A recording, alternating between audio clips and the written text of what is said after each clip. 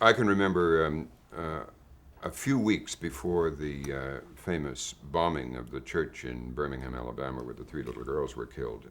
I was in that church one hot night where there'd been those church meetings were really civil rights demonstrations, and Martin Luther King was there, and John Lewis, and Andy, and various other of the movement, and we went to go out, and when it was over, and there were huge crowds of jeering whites outside throwing stones, and we couldn't go out. And we waited a long time, and there was a very tight, dense press of people in the lobby of this church trying to go out, everybody perspiring. It was very hot, and just waiting. We were often, I spent much more time, I was only in Birmingham a few short times, but much more time in Cambridge, Maryland that summer. Cambridge on the Eastern Shore, real redneck country in those days. It only stayed part of the North because Lincoln marched a battalion of troops around through Baltimore and down to keep it in the Union. But there'd been lynchings there in the 30s. There was a reporter there from the Baltimore Sun, an older reporter, Charlie Whitehead, who'd seen a lynching there when he was a young reporter. So it was sort of redneck country, and I spent a lot of very scared evenings in churches with, which is where I learned all the civil rights songs of the civil rights movement, sitting there night after night when the church is swaying with these people singing. So reporters felt very much part they felt one with the aim. And while we could distance ourselves while discussing the tactics of various leaders and how skilled they were at manipulating the National Guard or white crowds or white power structures, at the same time, you could be quite scared, so you felt one in a different way with them. So but I think, apart from the Cold War, I think it was unique. I can't remember another movement that where one didn't feel one was violating one's attempt to be objective. For instance, on the Vietnam War, you were one way or the other. You tried to go down the middle, but instinctively you were one side, and the press was divided about it. But it wasn't much divided on the civil rights movement. Let's talk about this program in 1968 that you did, The Whole World is Watching, where you made reference to it a little earlier. And I understand that you had some rather stunning film on that program dealing with the Biafran, Nigerian. Well, it was all on the power of television and how, and it was the sort of the mixture of television and political events. One of the most horrendous events of that year of terrible events everywhere, was the civil war in Nigeria, where the Biafran province of Nigeria wanted to independence from Nigeria and was suppressed by the Nigerian army. I remember one of the scenes in that film was of a Nigerian army officer, a young officer, a captain or lieutenant, looking down on a dusty road where there was a captive, hands and feet bound, with only a kind of pair of shorts on. He was lying on the ground, absolutely terrified, his eyes exploding with terror, who was moaning, "I am not a Biafran soldier, I am not a Biafran soldier, I am not a Biafran soldier." And the officer just coolly, with the television camera running, coolly with one hand, he raises his machine gun and just empties it into the body. And the television, you see the body just going as the bullets go into it, and then it lies still. And in the editing room, where incidentally I spent what I thought were the most creative parts of my time as a television journalist, in the editing room. I love being in that. I loved the whole documentary process, and I insisted on cutting all my own stuff, going back to NBC days. And I spent thousands of hours doing that.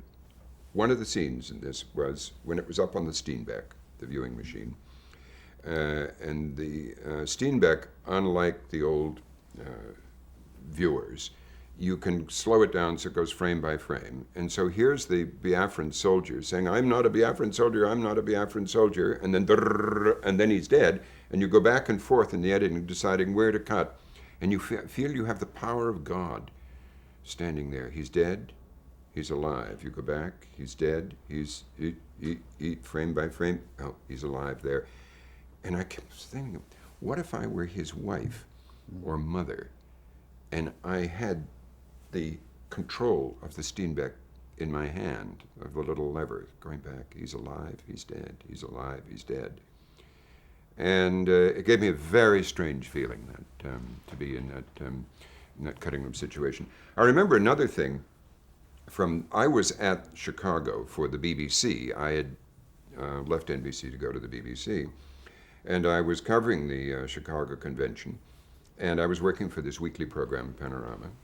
And I did a sort of 25-minute setup film on the preparations for the convention, the political reality, and then all the fences they'd put in, and all the extra police they'd brought in, and the parks filled with McCarthy's supporters demonstrating against the war, and the sort of charged, tense atmosphere that Chicago was like some people said it was like a concentration camp because they'd put so many fences around.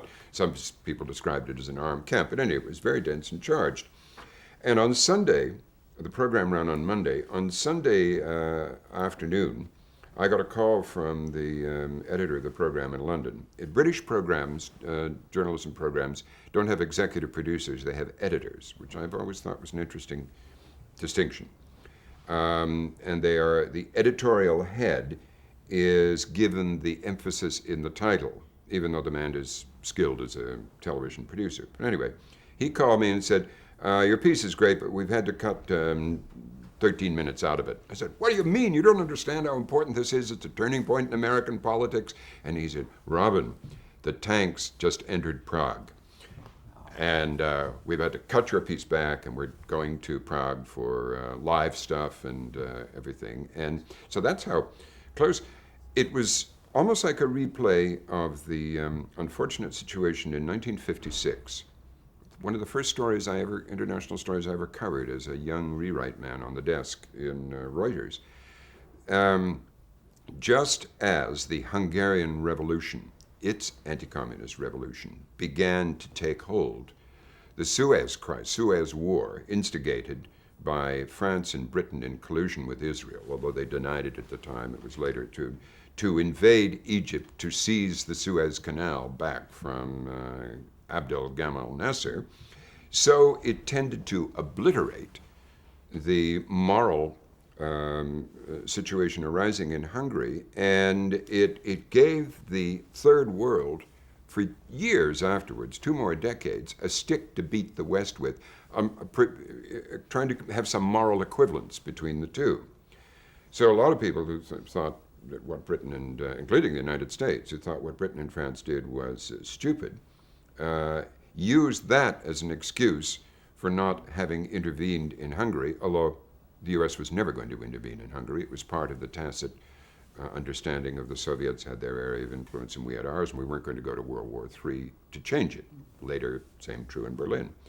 But here in 1968, you had the Prague Spring, you had a communist counter-revolution on the verge of success, and with whatever help it was getting from the CIA or so on, or just Western opinion, strong Western opinion. And then the Chicago thing just totally wiped that off the screens in America, almost totally wiped it off the screens, the Chicago riots. Well, let's go back to something here. You were covering Chicago for the BBC. Why were you at the BBC at this point? Well, I had left, I think we discussed this in our first session. I'd been with NBC and then had left in 1967 because I was just fed up with doing what I was doing. I mean, I can recapitulate that, but I think we said I was thinking that this was your second... no, this was the first. This was the first time. This was the first. Pardon me. And I'd also signed up with the PB, Right. Public Broadcast Laboratory, to do some work for them. And Well, let me go back to something else too that you said. You said that you have always preferred to be in the cutting room. Yeah. Just talk for a minute about the editing, television news editing, and why did you prefer that? Well, I thought that this is no news to any of you, but if you understand how the piece goes together, then when you're shooting the piece, you shoot it to be edited, and you can achieve great economy that way in the shooting. A lot of the time when I was with NBC, I was the producer as well as the reporter because that's the way it worked. Mind you, the cameraman educated you a lot of the way too and did a lot of it. But basically, if you knew what you wanted, you could create more artistic effects in television news than most of the run-of-the-mill stuff allowed for. And most of the cameramen were a lot more skilled and had a lot more artist in them than they usually got to show. So it was fun when making just a straight news report for the Huntley Brinkley show, if you had a minute and a half or 2 minutes, to shape that and give it some beginning and a middle and end and make a nice little mini documentary out of it. I really enjoyed doing that. So knowing I was going to go into the cutting room with it, I would want to shoot it so that and I learned a lot from some of the other people. There were some very, very skilled people. Jack Perkins was a very skilled little mini documentary maker, and there were people like Ted Yates around in Washington, and a number of other really skilled producers. And I learned a lot from them, and I just loved doing that. I almost liked doing that more than I liked being a reporter. And of course, the cutting room is the ultimate place to make sure that how your product is going to look, and that's the way it's shaped. And then, having learned that at NBC on small pieces, I was later able to take it to the BBC, where we had an hour program once a week, and where if the story was big enough, we could make films up to 45 or 50 minutes, or 12 minutes, or 30 minutes, whatever it was worth.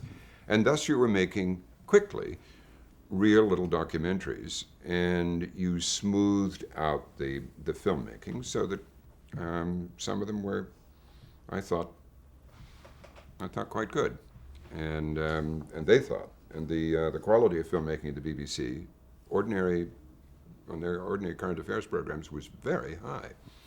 I mean, you wrote very carefully to film. You went into a dubbing theater to dub with all the mixed tracks and everything, and I never did that at NBC. It was always, except on long-term documentaries, of which I did a few, but. Anyway, I like doing that very much. Well, let's talk about Watergate and how you got involved in that. When were you first aware of that as a story and your own involvement as a reporter? Well, we knew when it was reported that there'd been a break-in, and then we were doing that fall of '72. We had set up this kind of central national news service for public broadcasting called NPACT. In the acronym world of Washington, this one was so deliberately so ugly and so unpronounceable that I almost thought it was seeking anonymity, because it was NPACT, National Public Affairs Center for Television. And I came on loan from the BBC because this guy I knew had set it up, and he asked me and Sander Van Oker to be the senior correspondents.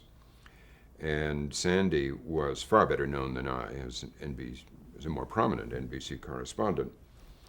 And he immediately became a lightning rod for the Nixon administration attacks, because they supposed that this was going to be, as they would have seen it, another liberal network out to get them. And Van Oker was perceived as a guy who had been a friend of the Kennedys and was never going to give them a fair shake, and they sort of put the same thing on me. And they immediately began undermining us, and this is extremely well documented under the Freedom of Information Act. A young man I know got access to all the White House papers. I published some of them in my book, The Right place at the right time. Memos from Haldeman to Clay T. Whitehead, the Office of Television Policy head, and to the president, describing their efforts to undermine what we were doing. We were paid, Van Oker was being paid $85,000 a year, and I $65,000, which outraged some congressmen when they were made aware of it, because it was more than they were being paid at the time. This was being paid out of public funds, and they used that deliberately. They spread word of this around and forced the Corporation for Public Broadcasting to reveal the sources, reveal the figures. You're saying the Nixon administration Yes, yeah, passed this? Clay T. Whitehead, their memos. And if you want, I can show them verbatim. But in fact, I used to have one of them framed on my office wall. I've forgotten where it is now. But and they began insinuating with public television stations around the country that if they carried our programs, their federal funding would be in jeopardy. And then they made a whole lot of other things. So we were having our own little mini crisis, but we carried on covering the '72 election in our own way, half an hour a week, in a rather different way. One of the things I was also doing at the time was Washington Week in Review. I was the anchor for those 2 years for Washington Week in Review. And I can remember in that time one of the team on Washington Week in Review was the famous original one of Peter Lisagor, the Chicago Daily News, Neil MacNeil of Time Magazine, and Charles Cordray of the Baltimore Sun. And I can remember Neil MacNeil saying in October '72, this Watergate thing could grow into the biggest scandal in Washington in many years. And everything else said, no, Neil, it's not going to. And we had chosen that year a Mr. Average American. After a lot of statistical analysis of voting patterns and demographics and everything else, we chose a family in Rolling Meadows, Illinois, north of Chicago. And here was this guy called Richard Johnson, who was Mr. Average American. And we went back to him several times.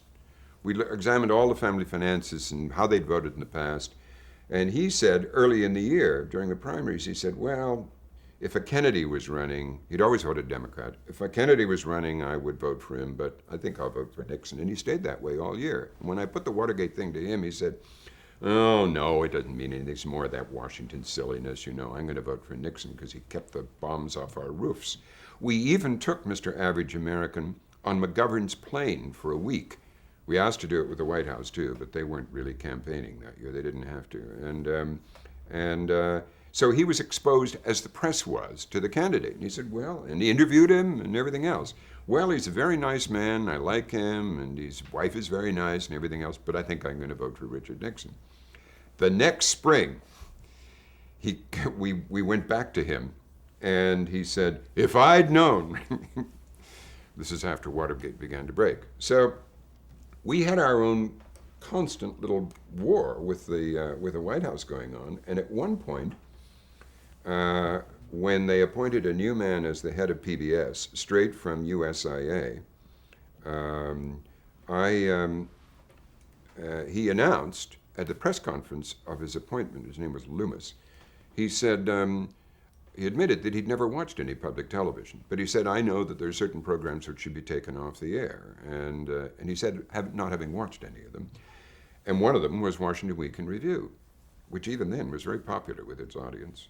And so I went on the air the next week and said, they're thinking of cutting the federal funding for this program. If you support the program, tell us what you think. We were flooded with letters. And then Loomis said, well, the emotional content and volume of letters doesn't say anything about support for a program. And then there were a lot of other things. And finally, the Consumer Federation of America asked me to make a speech. And it has branches all over the country. And so I just decided to use that as a platform. And I made a speech which made a lot of people in public television very unhappy, saying, and some of them happy, that it was clear that Richard Nixon was trying to turn public broadcasting into a domestic voice of America. And if he wasn't, then look at what his people were doing. And I gave various chapter and verse.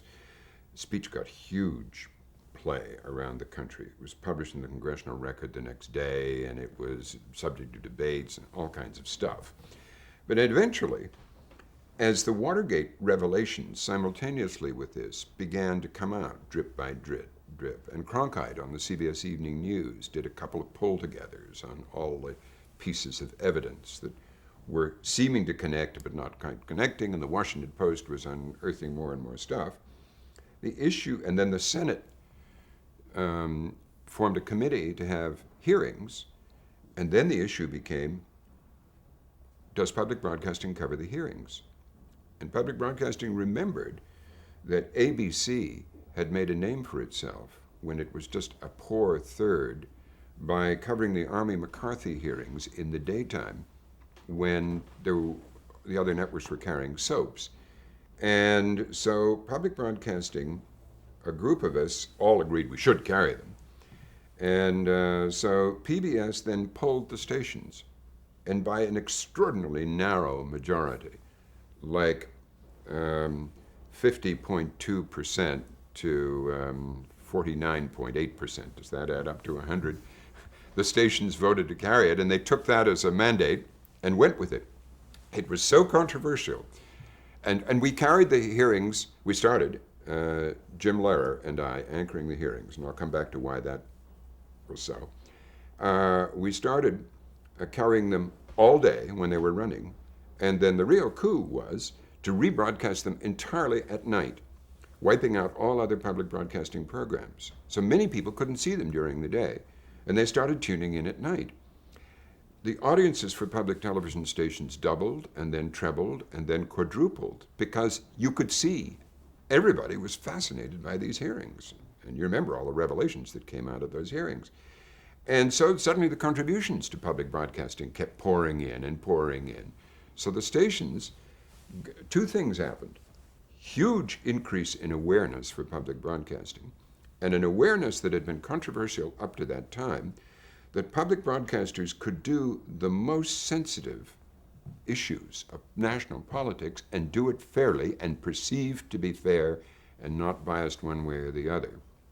And that was a huge change in the thinking of many public television people who were either scared of news and public affairs because they thought it was going to get them in trouble with their funding or something, or their viewers, or thought it was unnecessary because commercial television did that stuff, and the role of public broadcasting was to be in a higher form of entertainment and enlightenment and education and so on.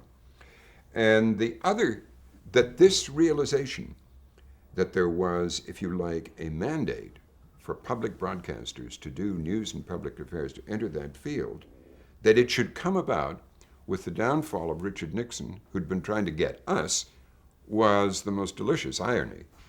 And so we rose, Jim and I, on the same wave that buried Nixon, we rose. So by the end of, I can't remember the number of days now, 37 continuous days of Watergate hearings, during which Jim and I sat side by side all day and all evening and became very close friends, people began to say to us, you guys should have a daily show, because we became a team with this. You guys should have a daily show. So we said, yeah, we should have a daily show. And we began going around, people like Fred Friendly and various other people, what do you think? And there was a lot of support for it. And then Jim and I had such unfortunate experience with some producers that we said, we'll do a daily show, but we want to run it. We want to be on the air, and we want to be the editors of the show. We want to run it. We don't want to put ourselves in the hands of some producers who are going to fuck us up. Mm-hmm. And we got into terrible fights with the management of the National Public Center for Television, and the guy who ran it, Jim Carrion, the guy who'd hired me and Sandy, and then replaced Sandy with Jim when Sandy became such a lightning rod. And that's when I decided, well, screw this. I don't need this kind of politics. I'm going to go back to my job at the BBC, which I'm only on loan from, and where life is great. And now I just want to sidetrack a little bit. This is a kind of parenthesis. Why Jim Lehrer? Jim Lehrer had been a rising star at the Dallas Times-Herald, the newspaper in Dallas, and he got to be as high as city editor. And his first novel, called Viva Max, was made into a movie by Columbia Pictures. And Columbia Pictures paid him, I think it was $35,000, and he figured in those days, he had a wife and 3 daughters, we could live on that for 2 years, and I can write full time. So he had the journalist's ultimate dream of walking into his boss and saying, I quit because my novel's been sold for a movie and I'm going to write novels full time. And he quit. But the first Monday, he didn't have a job to go to. He got very nervous. And there's a blank sheet of paper in the typewriter. Anyway, the public television station in Dallas called him up and asked him if he'd come over and consult with them one day a week. So he went over, and he ended up there full time. And Fred Friendly, as the then head of the Ford Foundation, was funding, the broadcast part of the Ford Foundation, was funding experiments in local news called newsrooms. One was in San Francisco, one was in Dallas, and there'd briefly been something like it in New York during the New York Times, during the newspaper strike in New York. And Jim anchored and edited the one in Dallas, which became famous for its fearless journalism. And which would be KERA. KERA in Dallas, and it became a notorious program at the time. And Jim became something of a real celebrity in Dallas for this. So then PBS recruited him, after 2 years of doing that, to come to Washington to be a coordinator for public affairs on PBS. And he did that job for 6 or 9 months, was very uncomfortable doing it. And that's when I first met him, when he was the public affairs coordinator with PBS. He was kind of, his first assignment was to kind of ride shotgun on programs like The Great American Dream Machine, or which was wonderful in its way, but you could argue less responsible in some of its journalism than was probably smart for the time. Anyway, after he'd done that for 6 or 9 months, Sandy left, greatly anguished by the attacks on him. One newspaper described us, the team of Sandy and me, as a balding yippie and his icy blonde sidekick. Anyway, so Jim replaced him, and we immediately began doing a series called America 73. And I'm going to stop you right there so we can change tapes. Yeah, I've got a funny story to tell you about America 73, which explains our animosity towards producers at the time.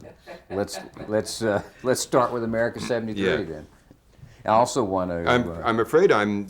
No. This is great. Very good. Apologies. But the stories lead from one to the other, Of course, you pick up a chord and it goes. I'm much more fluent talking about stories than I am about answering your tough questions. No. This is great. I mean, the only thing I want to do, I do want to go back.